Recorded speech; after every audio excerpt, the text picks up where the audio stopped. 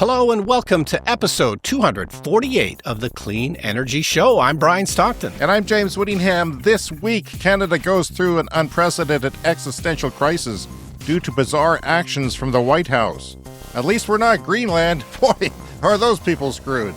The geothermal power plant near James and I is finally coming online next year. It will begin with 5 megawatts of power, or just enough to power James's heated electric socks. That is an accurate statement. We dissect an electric vehicle YouTuber's trip to China and learn how terribly screwed we are. But like I said, at least we're not Greenland. That'd be terrible. Yeah. Railways in India are celebrating 100 years of electrification. Meanwhile, here in North America, baffled government officials declared there's no such thing as electric trains.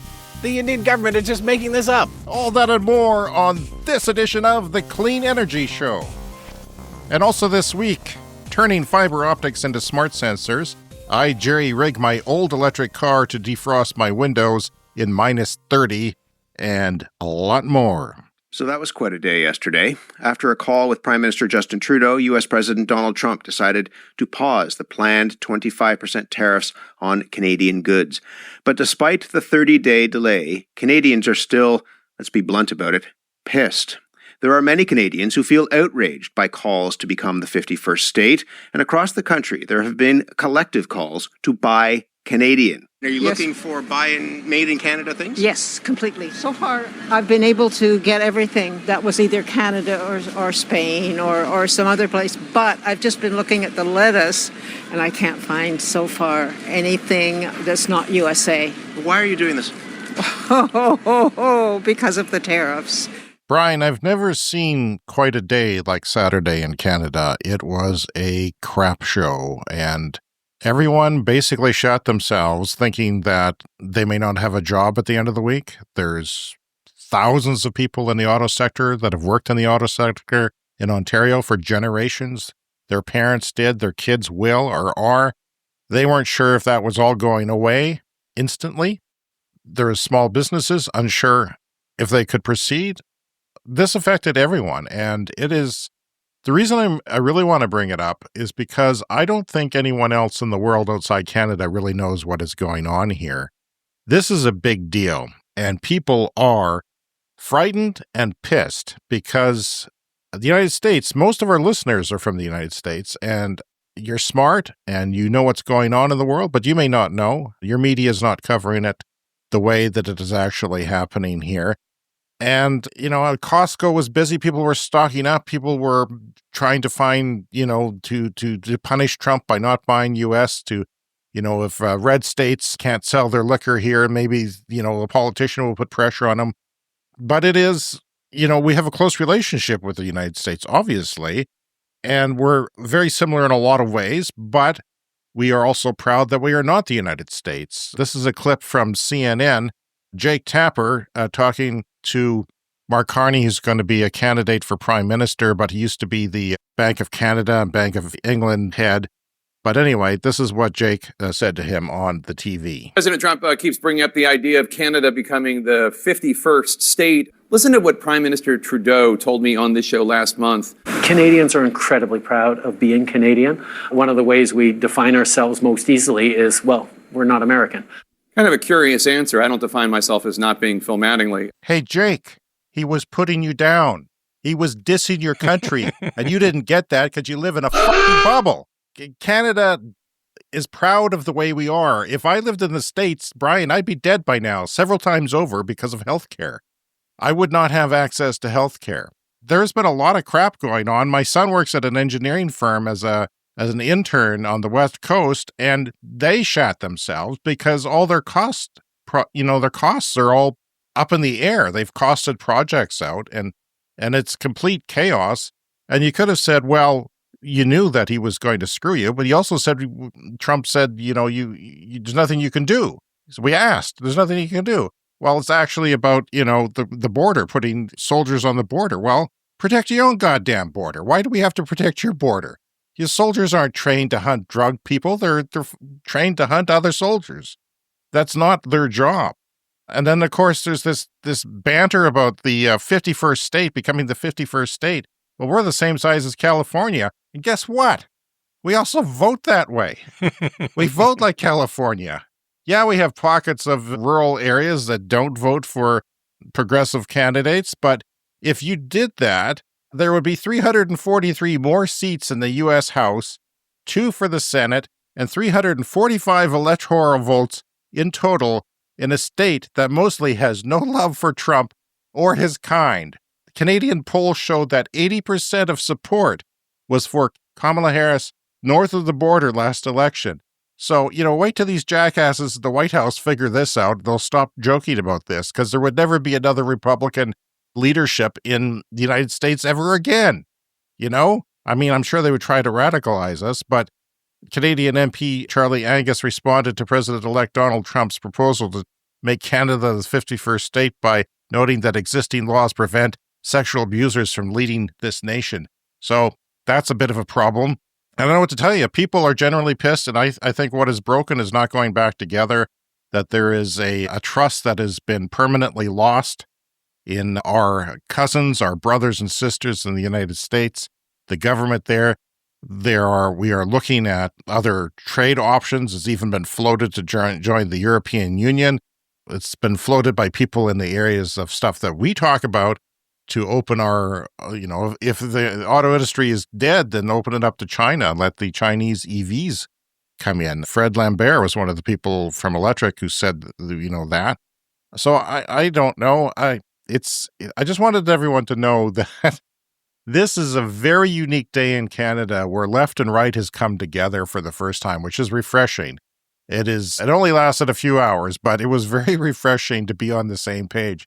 It reminds me of the good old days before COVID, before craziness, when we were all kind of together, and before social media, when we started fighting against each other, and it was basically bringing up politics at the, dinner table, which is something you just don't do.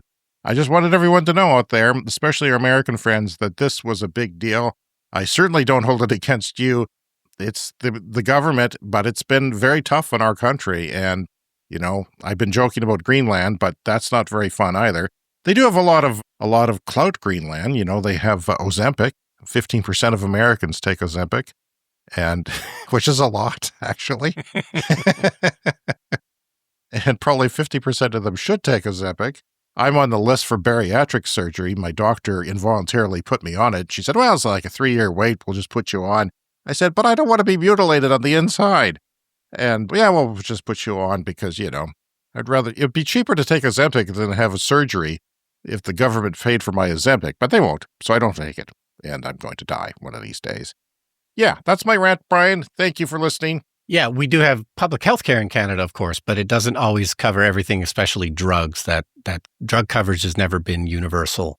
So, we have gaps in our system, but yeah, just that alone would keep Canadians from voting for right-wing parties because we're just so proud of our healthcare system. And again, especially compared to America. So that's not something we're going to give up, I don't think. No.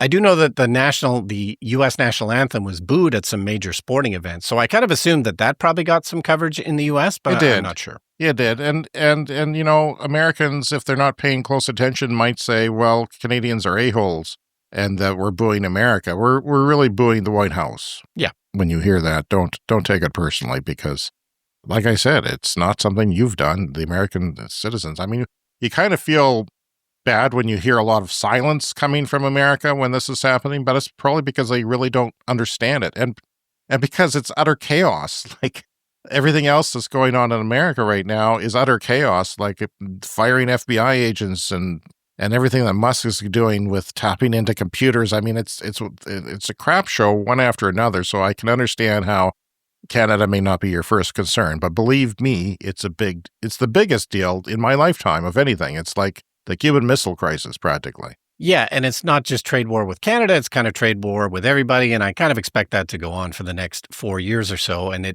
it's too bad because it really distracts from the major issue is that, the vulnerable populations in the U.S. are now more vulnerable, and that's, I think, maybe the biggest issue, even bigger than the clean energy issue, and, all of this other stuff is theatrics that are going to go on for the next 4 years, I would predict. Okay, so it's time for a new segment on the show called Things Overheard in coffee shops. Do we have a theme song for this, James? No, you didn't say anything. No. There's a harp. Do you like harps? Things overheard in coffee shops. There we go. We mentioned this briefly a few weeks ago. So I was in a local coffee shop and I just happened to be sitting across from a local politician, and he was meeting with a guy who was pitching canola as a renewable diesel source. And this is a thing that does happen and it goes on around here. They take canola plants and they crush them and you can turn them into diesel. And this is called renewable diesel. And it's arguably slightly better than fossil diesel. And I was kind of texting you as it was going on because I was hoping they were going to say something really juicy. And so I was really, sort of transcribing this as it happened and sending those notes to you. Now, it turns out it's a public coffee shop. They didn't particularly say anything all that interesting. The canola guy was just arguing for more clarity about rules and laws governing the amount of renewable diesel. Like right now in certain provinces, you have to have a certain amount of renewable in your fossil diesel and so on. So the guy was just looking for more clarity in the regulations because they need that in order to build these expensive plants. And, they should just go solar and electric. So it's not of particular interest to you and me. But that was the first one. Anyway, I was at the same coffee shop, just like a week ago or so. And I heard another interesting conversation. This was sort of a clean energy conversation. And it was a group of sort of senior women. They were like 65, 70 years old. And one of them seemed to be talking about her daughter, who seemed to be in Europe working in the energy industry. I didn't get everything, but she was sort of setting up that her daughter was working on energy stuff. I think it was in Europe. And she was sort of recounting what her daughter had told her. And Angela Merkel, the former German chancellor, her daughter felt that Merkel had made a fatal mistake by relying on Russian gas because now, they were scrambling to replace their Russian gas. And it sounded like her daughter was working on things like nuclear because the sort of key phrase that I heard was all power things are dangerous. Sure, we have to give up the Russian gas, but, the alternatives are also dangerous, like nuclear power and that sort of thing. That was kind of the vibe that I was getting. She mentioned Chernobyl and nuclear accidents, but, but all energy is dangerous. This was what I was hearing. And of course, I wanted to stand up and walk over and say, how about solar, wind, and batteries? This is clearly the least dangerous. Yeah. We talk about it all the time. But, I don't know. It was useful because this is a standard sentiment, to people who don't listen to our podcast and don't follow the clean energy stuff. It just seems like people think you always have to make a deal with the devil to have energy. So a couple of weeks ago during a cold snap, which we've had a lot of here, we live in Canada, prairies of Canada, my wife was at pickleball, which I refuse to do because it's an old person sport, let's face it, and I'm not going to succumb to age. So somebody who worked with the power utility, SAS Power, was talking about how, we almost ran out of power, and she said, well, what about renewables? Somebody else said, well, what about renewables? She said, well, the wind turbines, they had to shut down because it's cold. Solar, it does work in cold, but, it's only in the daytime. And my wife said, well, what about the batteries? They've got a very small amount of batteries. I've got more batteries in my house and your house than they have on their grid practically, but they do have some. He said, well, they're only 1,000 cycles, so we don't want to use them. Well, that's not what the rest of the freaking world is doing. No, the rest of the world, deployed. California, batteries were the number one power source for many hours of last year, and it's going to increase this year. That storage from solar is going to be the number one generation source for part of the day. Like it's ridiculous and naive. This old school thinking, this old school mentality that is around here. And of course, the people that you're talking about at the coffee shops, the politicians, some of them see anything that is, not nuclear is okay, but not anything else is woke. And we got to stop that. That's just nonsense. And it should not be a political issue. It's an economic issue. And it's absurd that you would not want to jump on board and have cheaper electricity. And they want to keep our coal plants running here longer than the federally mandated date because it's so cheap. And it's ridiculous. I don't go onto my roof and feed my solar panels. I don't shovel into them to make them work every day. The sun does it all for free, Brian. It's doing it right now. The wind is blowing the snow and melted the snow off my panels, and I am now solar powered a little bit because it's cloudy, but still. Yeah, we had a lot of snow early this winter, so my panels have been covered for a while, and I might try and closer to spring, clear off a little bit of them so that it'll help it melt a little bit quicker. Yeah, just cover them with salt. Hey, there's an idea. A salt gun, just shoot it up there like a fire hose. Well, when you have ice on your roof, one of the things you can do is fill a sock with salt and throw that up on your roof, and that can melt some of the ice on your roof. So maybe I could do that with my I've never heard of that before. Oh, yeah. When we started having ice damming problems here in our city, because we have more thawing in the winter, people are getting more ice on their roofs. And if it keeps freezing and thawing, you get ice damming, which, the ice goes underneath the shingles, etc. But yeah, that's one way people were dealing with it, is socks filled with salt. Well, the salt must come out then, and... Yeah, I don't know. I never tried it. It has. Anyway, so we were talking maybe, a year ago or so, I bought a new clothes dryer for the house. And I did a bunch of research because I thought about getting a heat pump clothes dryer, because a heat pump clothes dryer is more energy efficient. So a heat pump, it works like a reverse air conditioner. Yeah. But it creates condensation. But that's a good thing, because that's dehumidifying what's in the dryer. But then that condensation has to go down a drain. So that makes the difference. It's still electrical powered. There's no vent going out of the house because it doesn't need to be, because that's where the moist air goes. But instead, it's condensing onto the coils of the reverse air conditioner and then going down the drain, which is pure water. Yeah. During a zombie apocalypse or a U.S. takeover, we might need drinking water from that. So who knows? And just venting to the outside, like a normal dryer that we tend to use around here, is energy inefficient, because you basically have to have a hole in your house to vent the dryer. But anyway, after kind of doing the research and thinking about it, the heat pump clothes dryers, they were more expensive. But the thing that stopped me was they were more complicated. There's more maintenance required. There's sort of compressor things. You have to clear the dust off. We discussed this on the podcast at the time. There's a maintenance schedule you have to adhere to. And I'm very lazy, so I don't want to do a maintenance schedule. And I thought, well, the mechanism of a standard tumble dryer, electric dryer, is so simple that maybe this is the way to go. And eventually our grids will be clean. Yeah. And, it maybe won't be so necessary to be ultra energy efficient. Anyway, I came across a YouTube video. It was howtorepair.com is the name of the channel. And this could just be confirmation bias, because I already believed that maybe these heat pump dryers were too complicated. And this guy just confirmed my opinion. So, who knows if we're both correct here, but there's apparently regulations coming in the UK. This guy's based in the UK, that is basically going to make heat pump dryers mandatory, because they do use, How much more expensive are they? Do you know at this point? Maybe not double, but, in that probably not going to save range. That in the electricity then. Well, here's the thing. The electricity use is way lower, but the drying cycle is way longer, so you tend to run it for longer. Really? And, net result is you do use less power. But his discussion was really more about the complicated nature of these things, is that if we just sort of rush into this regulation and force everyone to use these heat pump dryers, there's going to be more breakdowns, there's going to be more repairs. He explained repairs are super expensive on these things.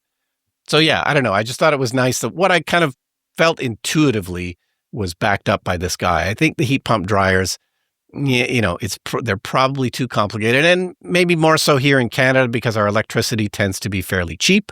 Of course, electricity is more expensive in the UK and other places. So again, it's a different calculation and maybe makes more sense in other places. But, with our fairly abundant cheap energy here in Canada, I think standard electric tumble dryers is probably the way to go.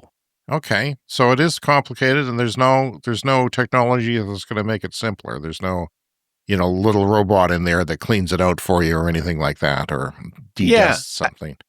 I don't think so. But again, just think of how simple a standard electric dryer is. Well, you do have to take the lint out. Yeah, that's the one thing you have to do, and I'm okay with that. But it's a resistive heater, which tends to be very simple, and then a tumble motor mechanism. Again, very simple. And I imagine the heat pump would be like a compressor, which would add more noise on top of the tub that spins.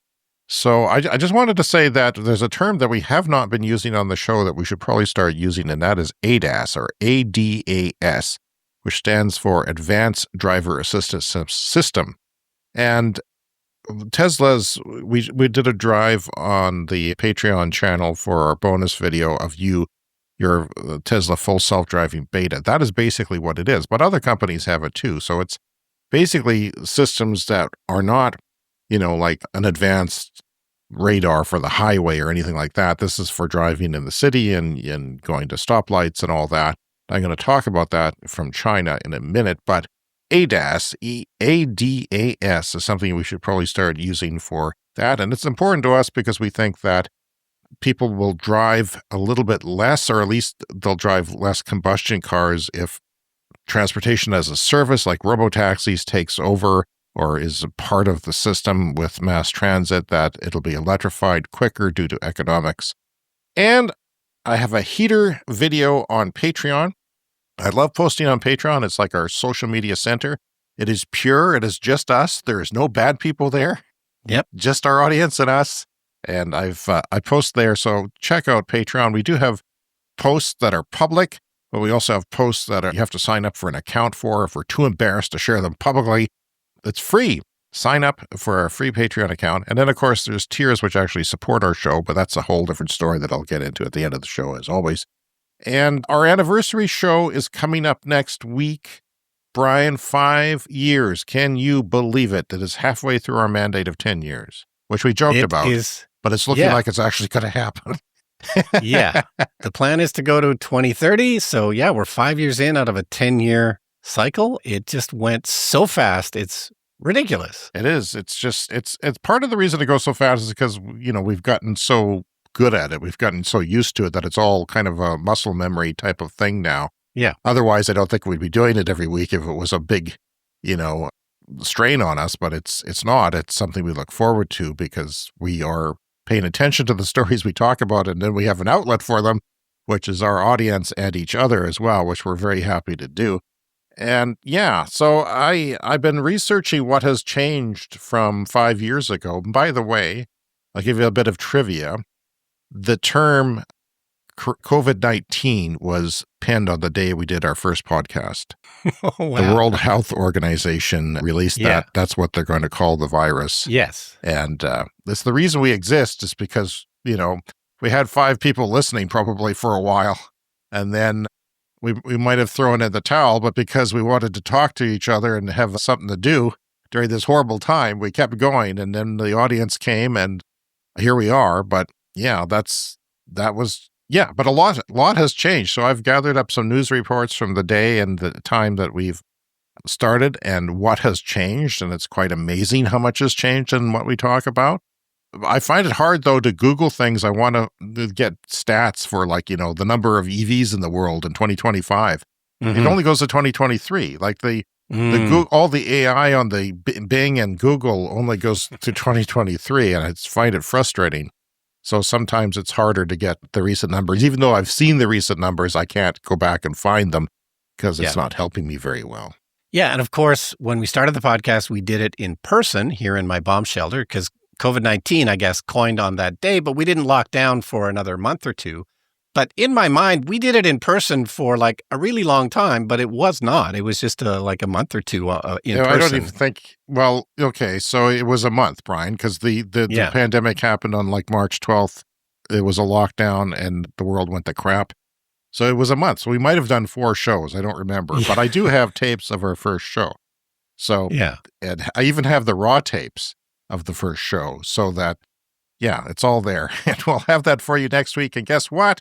We are pleased to announce that we will be doing it in person again at your bomb shelter studio. So I'm going to take a video of me walking into your studio and you can give me a quick tour for our Patreon page next week. And so look for that. I'm going to give a tour of the famous Stockton bomb shelter recording studio. Okay, just to let you know, it's super messy in here. It's fairly clear in the view of the camera, but it's a disaster. But, we understand. We can show that. We understand. Genius is at work. It happens that way. So, really looking forward to that. But, I did do a Patreon video of me installing a Amazon 200-watt PTC heater, which is like these little fins getting really hot. And I can't touch them. I have to move them with my scraper, my snow scraper, to put them into place over my window air vents for defogging my car. And it's been really cold. It was minus 31 yesterday, and I was doing it and made a little video there too. And yeah, it works. If I scrape the ice off the inside of the window and the outside, it would normally fog up again and I wouldn't be able to see safely. Well, this is keeping it clear. So it's doing the job. Yeah. The only problem is that, I don't know, my car kind of freaked out and I had to undo the 12-volt battery and reconnect it yesterday because it gave me a bunch of errors. So I don't know if it's taking too much juice, but I might take off one of those two heaters, one smaller than the other. And then I'll have to wire it over the summer. I'm not going to I'm had enough of sitting out there stripping wires and doing this in the wintertime. And, I'll put in like a switch and maybe put the wires through somewhere so it's not as gross, but it's quite Frankensteinian right now. And but I'm looking forward to that. Next week, we will be together in person in the same studio having a podcast just like we did in the first month of our podcast. And we are due for a Patreon bonus podcast as well, where I'm going to talk about solar and Gaza and other things. We're just not sure exactly when that's going to happen, so look for that. If you are on the Clean Club, Patreon levels are higher on our Patreon page. That's coming for you to reward you for supporting us. Okay, so time to talk about some grid power. And we first started talking about this, I don't know, was it 2 years ago, 3 years ago? Oh, I think it was, this is some of the things that I'm finding out. Yeah. I'm kind of getting surprised because I was digging through some of my favorite stories, and one of them was the AHA story about how this ban for the 80s, made Norway the number one country for EVs somehow. That's one of my favorite stories. And that was like a few months into the show. It really wasn't that long ago. It was a long time ago. And I'm finding these things. So I'm guessing it was the first year. Yeah, so this is a local geothermal project, and we mostly talked about it because it was local, but the idea being that it's geothermal electricity generation, which is done in other places, not so much here in North America, and just by coincidence, the first one for Canada is fairly close to where James and I live, and part of the idea being we have lots of oil drilling around here, so let's take the expertise in oil drilling and turn that into geothermal electricity generation. But it's been going on for a long time. Deep Earth Energy is the company, and they're getting close to coming online. I was surprised that their initial 5 megawatts is still not online. The first 5 megawatts is sort of a pilot project. So they've teamed up with another larger company, a global energy technology company called SLB. So it seemed like they needed a bigger partner in place to help them out. Really? So the idea... That's weird. Why? Yeah, I'm not sure. It's difficult. Again, I say this all the time. If I was in the power generation business, I would just go with solar, wind, and batteries because it's, dead simple compared to all these other things. So it's going to start with 5 megawatts, and that's coming online next year, not till 2026, which is quite a long time considering we're still at the beginning of 2025. I really thought that would be online by now since we talked about it so long ago here on the show. And then phase 2 will get it up to 30 megawatts. And then eventually with the further phases, 180 megawatts, which is substantial. But again, because it's taking so long to do all this, I'm not sure it's the best way to go. It is, of course, baseload power, which is always very much sought after and very important. But as we know from, all kinds of baseload power, they still need to go down for maintenance sometimes. So it's not a silver bullet for 24/7, 365 days a year power. Nonetheless, this is a good news, clean energy story for where we live if they can get that 180 megawatts eventually online. So I just did a Google search and it is 2018, May 15th, 2018, they announced this. Wow. The government was going to give $175,000 to Deep Earth Energy to do this. This is right on the U.S. border. Apparently, there's good geothermal down by North Dakota, and it just comes over the border, and that's where it is, but there's a lot of power. There's coal generation down there. Now, I'm going to talk about this later in the show because there's advancements in geothermal that would make it potentially better and cheaper that has to do with fracking. But these guys were supposed to be done in 2 years. Yeah, and it's again in 2020, Saskatchewan driller hits gusher with groundbreaking geothermal well that offers hope for oil workers. 2019, feds kicked in $25 million for that plant. It's a lot of money.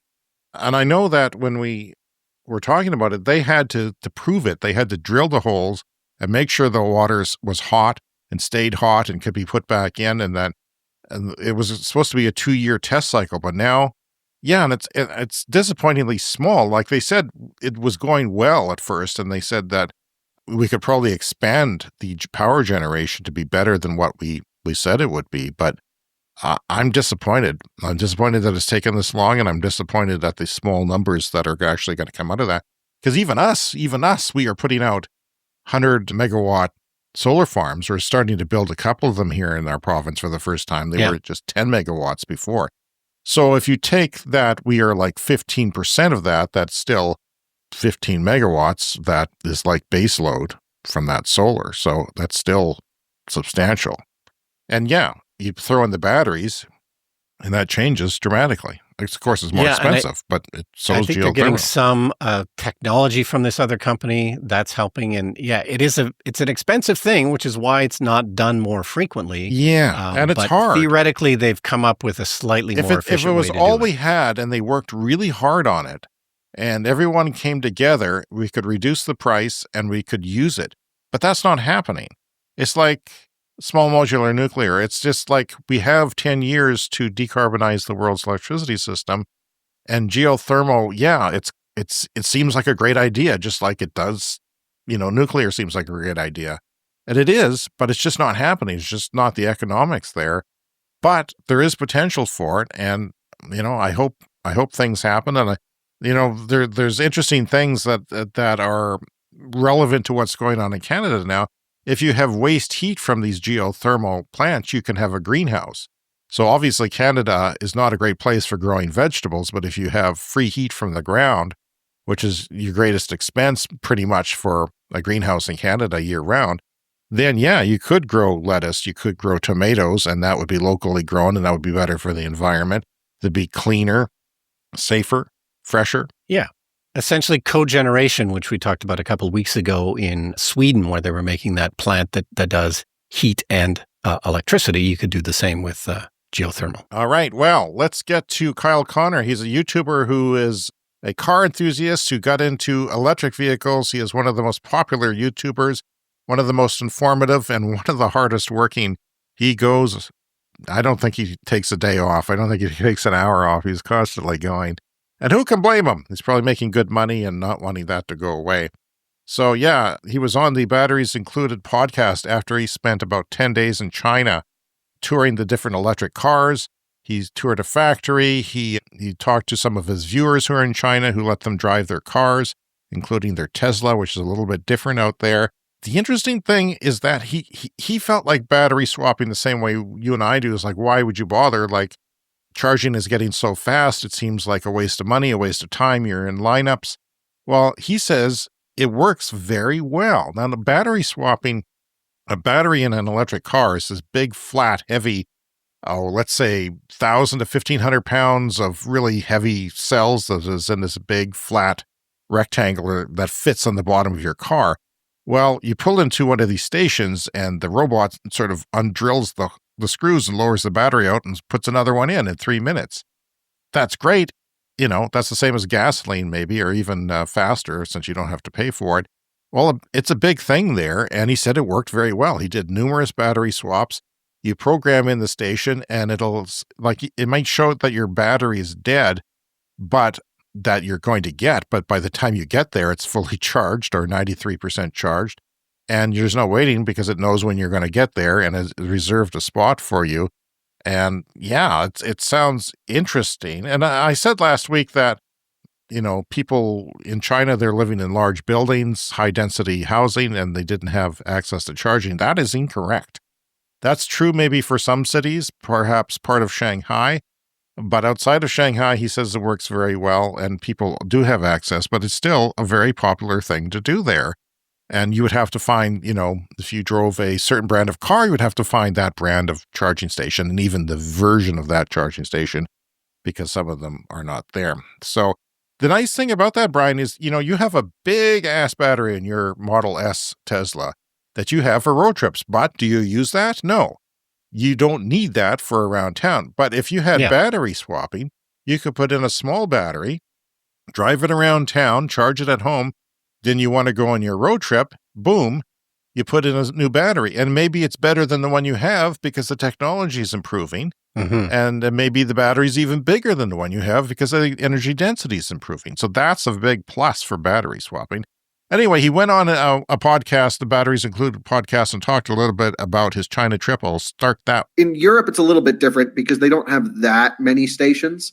But in China, they're everywhere. They're like every mall, every parking area. Like Neo battery swap things are just, it's like more prevalent than superchargers. They're everywhere. It's really cool. The way it works is when you go on a trip or if you're just swapping in town, you say, okay, find the nearest swap station or the route planner will find them along the way.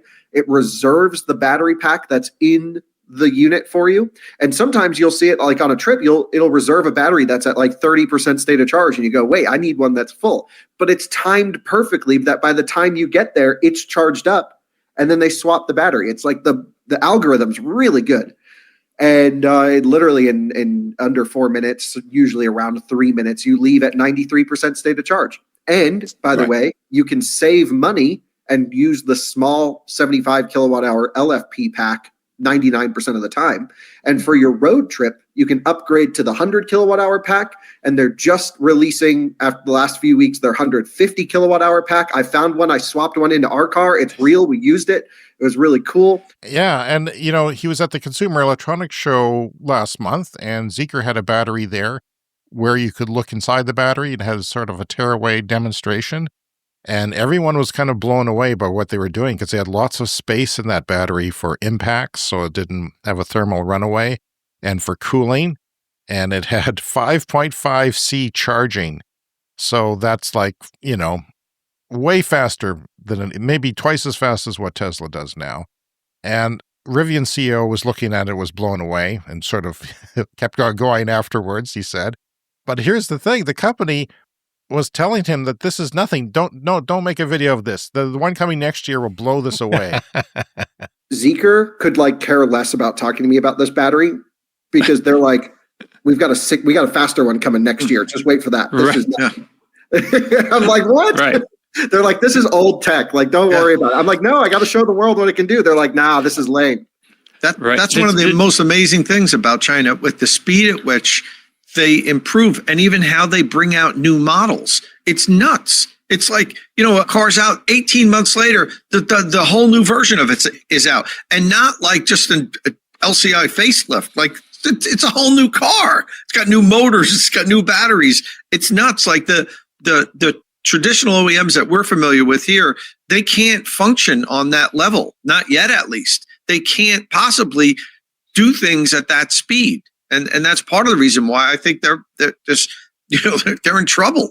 So he tested one that wasn't even the best on a charger in a garage, and it was under 10 minutes to get from 10 to 80%. 10 to 80% is what we think about charging on the highway, because maybe you don't want to go below 10% because you would get anxiety about that. You don't go above 80% because it's slower. It takes just as much time for some batteries to charge from 80% to 100%. Well, he did a test, and it was like 9 minutes and change, and to do that. And that's not even the best. That's not what's going to happen next year. So ADAS, the term we mentioned earlier on the podcast, Advanced Driver Assistance Systems, he wanted to test the best one in China. That was made by Huawei. What's it called? The Chinese telephone. Huawei. Huawei. That was a big political issue. So he tested the one that was made by Huawei, and it was in a different car.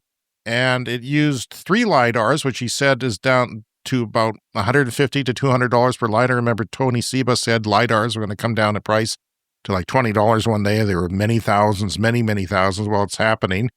So it's the best one he tested. And he pointed out that Chinese drivers drive differently than we do in North America. They drive aggressively, but orderly, which is kind of, it's every man for themselves, which is not a communist way. I went to California, you signal, people let you in. Not there on the freeway. So you have to sort of nose your way in. It's like a hive mind. I was in Beijing one time, and the traffic just flows, and it seems super dangerous to me. But everybody is, I didn't personally witness any accidents. I'm sure there are some, but everybody just sort of moves at that same kind of pace. Yeah, that's a good way to describe it, a hive mind. That's kind of what he was saying in different terms, that how it worked. Yeah, so the ADAS, the system is driving that way, and it works. It drives just like a person would, a competent person who is aggressive but not dangerous, and everything just works. Like they tuned it to the Chinese driver, and he was very, very impressed with it. It even counts down, the red and green lights. It knows somehow how long is left, and it'll anticipate. Wow. It'll know that this light's turning red. There's no reason for us to dart around this guy. We're not going to make it anyway. It takes all that into account.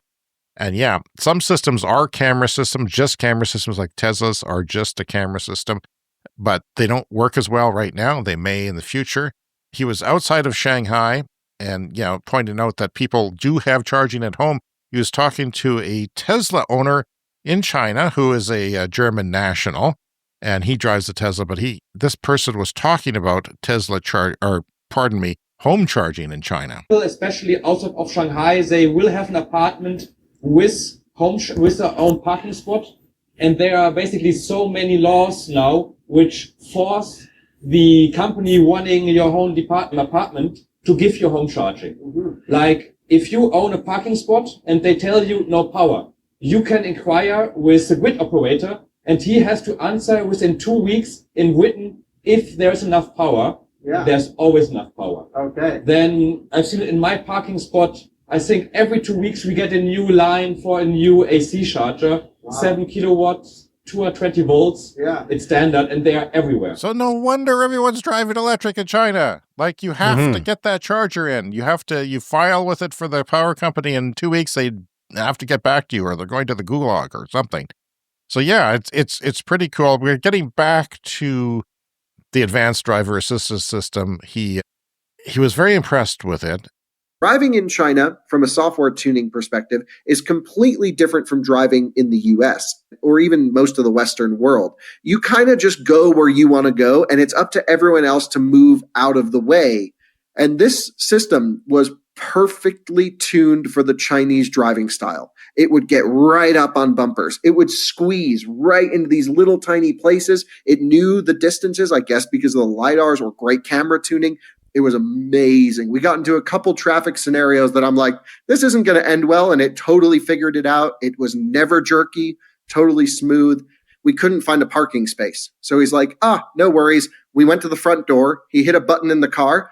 And the car was just like, I'll just go find the next available parking space. And, you let me know when you're done. I'll come pick you up front. And believe it or not, the car went down into the parking garage. It searched through all of the spaces. It knew the parking garage was mapped from other vehicles going down there. So it knew all the available parking spaces before it went in. Very impressive. So yeah, he said this was much better than Tesla FSD, much more advanced. And Tesla FSD actually isn't happening in China yet because they need approval. And that's going to take some time apparently before, and then it's going to have to, relearn the Chinese way of driving.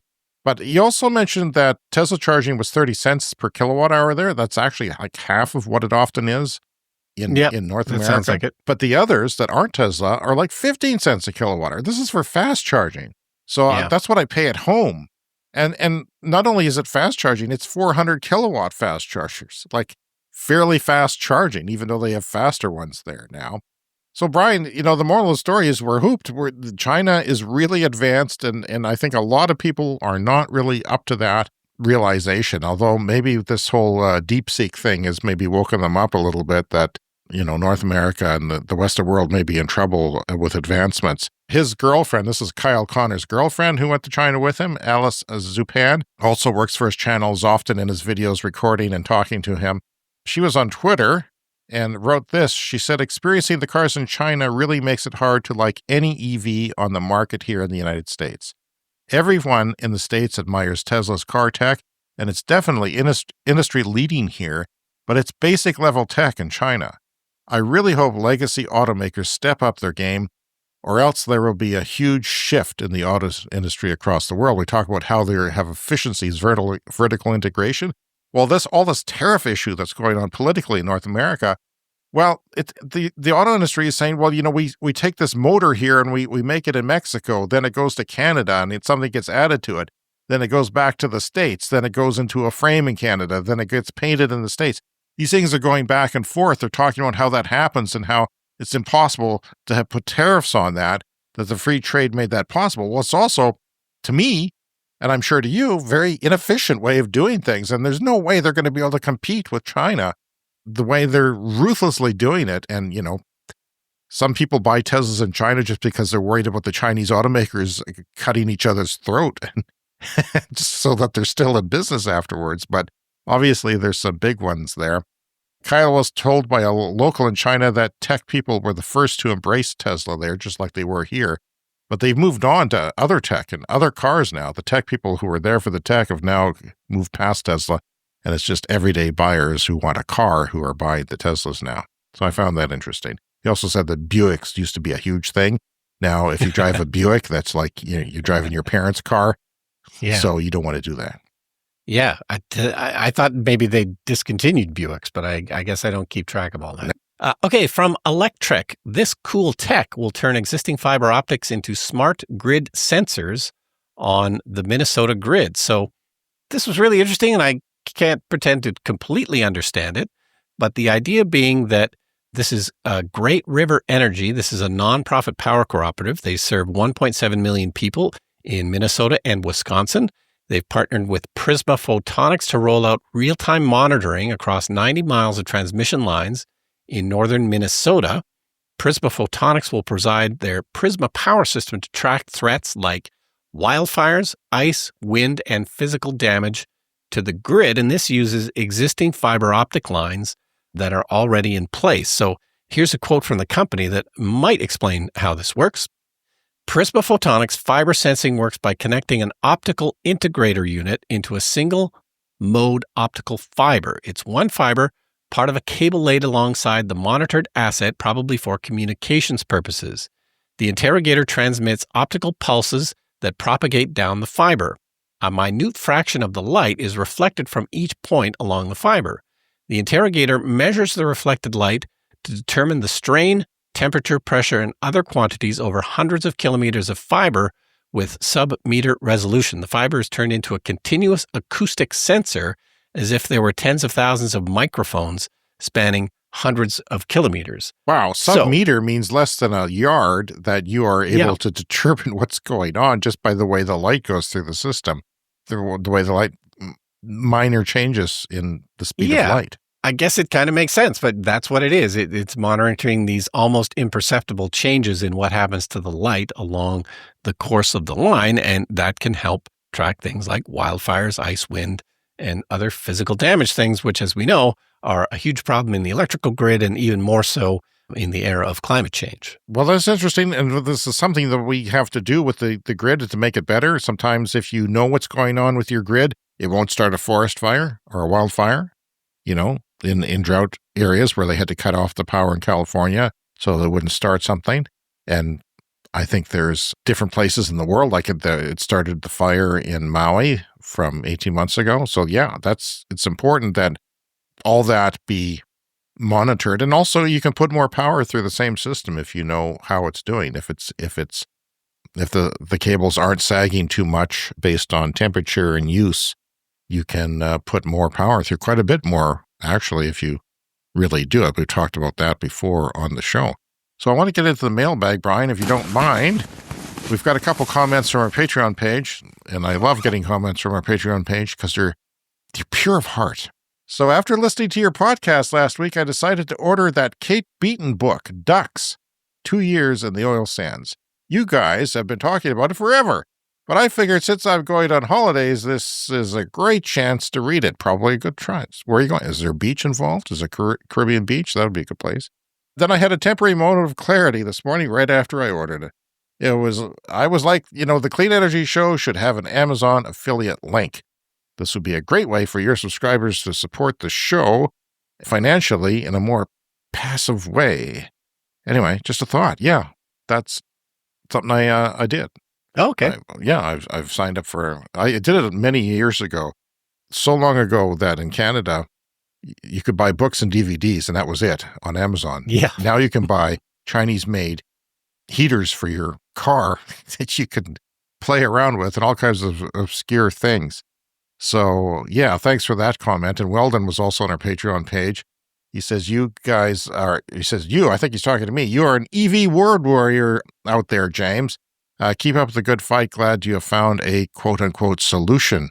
So thank you for leaving messages on our Patreon page. You can contact us by email as well, cleanenergyshow@gmail.com or on SpeakPipe, speakpipe.com/cleanenergyshow. Yeah, and of course, James is always looking for a solution to keep his old, venerable Nissan Leaf running, even though the heater has died and it's minus 30 degrees outside where we live. Okay, this story is from Clean Technica. Indian Railways celebrating 100 years of electrification. So this is something they've been doing for 100 years now in India, and this is typically with overhead wires. And they're continuing to electrify. This process began 100 years ago. They are nearly at 100% electrification in India. There's just a couple of small lines that they haven't done. But yeah, February 3rd, 1925, the first electric train in India was running. That's the year my mother was born, and would be old, very old. Yeah. Well, 100 years old. And of course, the argument sometimes against this kind of stuff is it is expensive. It can be expensive to lay a whole bunch of electrical lines. But hey, I mean, if you're running them for 100 years, guess what? That investment pays off in the long run. So in China and Japan, they've electrified 75% of their railways. Russia is at 51%.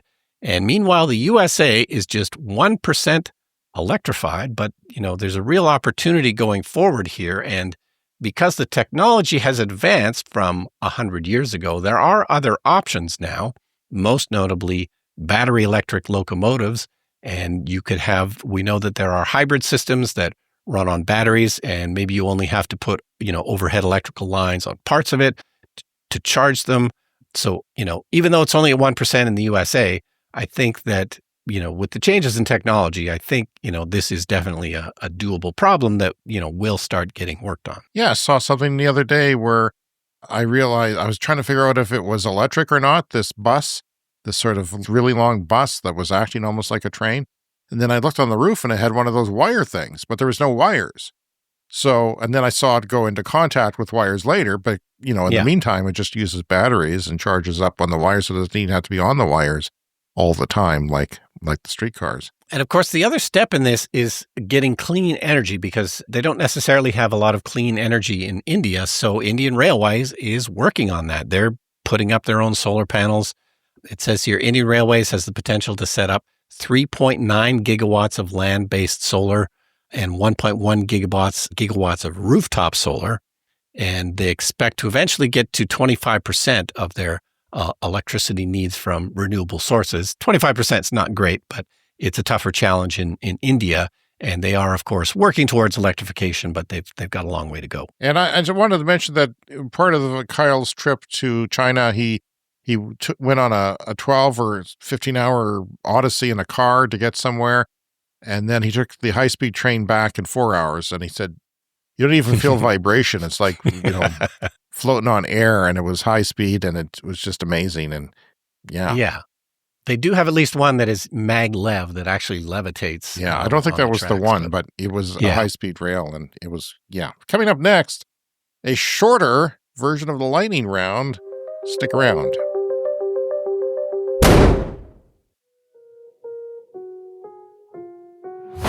It's time for the lightning round. The Lightning Round is a fast-paced look at the latest headlines in climate, clean energy, and transportation. Speaking of China EV charging points are up 49% to 12.8 million in 2024. From the year before, they've 50%ed it more.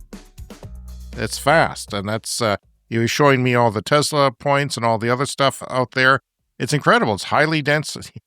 It's what we need here to make EVs work, and we too could be shooting past to 50% EV adoption. A new term is being used to describe Chinese electric vehicles, Brian. The latest buzzword in China is EIV. Yeah, it's kind of a marketing thing. It's replacing the commonly used EV, according to CATLs, that's the battery company, the biggest battery company in the world, co-chairman. Chinese EIVs, or electric intelligent vehicles, are surging as affordable options that offer more advanced tech and capabilities than traditional gas-powered cars. So they're trying to say, hey, not only is it electric, it's intelligent. Kind of like me. UK reaches 8 gigawatt hours of operational battery energy storage systems, but 20 gigawatt hours are under construction. 60 million AAA members in the United States and Canada will now be able to get preferred pricing when they plug in their EV at charge point stations. So I'm thinking about getting a membership after my flat tire episode, November. Yeah, it's nice to have one of those. Tesla sales have dropped by double digits in California, the most important EV market in the United States, all the while the rest of the EV market is growing. PV-powered electric vehicles can have up to 30% higher range. A European research team has installed solar panels on a light commercial electric vehicle. Think of like a cube van or a big cube delivery truck with solar panels on all sides, and has tested their performance for 4 months. The vehicle was able to extend its range by 530 kilometers. That is in PV Magazine. And finally this week, enhanced geothermal. Not the geothermal that we're doing here, but enhanced. That's using fracking. So you could have an earthquake, you could have problems, but enhanced geothermal is getting cheaper. It is expected to reach a levelized cost of just $80 per megawatt hour by 2027, which is kind of competitive with other baseload stuff, negating the need for any other form of baseload like coal or nuclear. If you could reach that price point, enhanced geothermal systems, or EGS, enable geothermal energy usage in unconventional areas. That is, like I was saying, there's like only one good area, and it was right near the U.S. border where we live. Well, this could expand that greatly because of the way they do it, just like oil drilling is expanded greatly because of fracking. So what they do is they enhance the subsurface permeability of those rocks down there and increase fluid flow, which is then extracted as a carrier of the thermal energy. Technical issues and concerns over induced seismicity, that is earthquakes, have historically hindered the broader expansion of enhanced geothermal. But adaptation of advanced drilling techniques like using diamond comp bits, multi-well drilling pads, horizontal drilling, which is a big fracking thing, and multi-stage stimulation may make things a lot easier and increase the scale and decrease the cost of these projects. So we were talking about how surprisingly small scale the project is here. Well, maybe it could become bigger than your connection to the grid is all you need. As a result, in the United States, enhanced geothermal is expected to achieve a levelized cost of $80 and be competitive with market electricity prices by 2027. Which, when we started this podcast, was a far-off, fanciful year, but not anymore, Brian.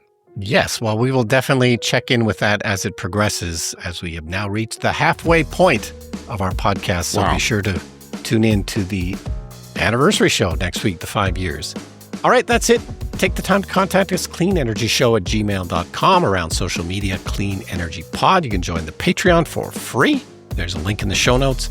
There's a merch store as well. You can buy some gear from there.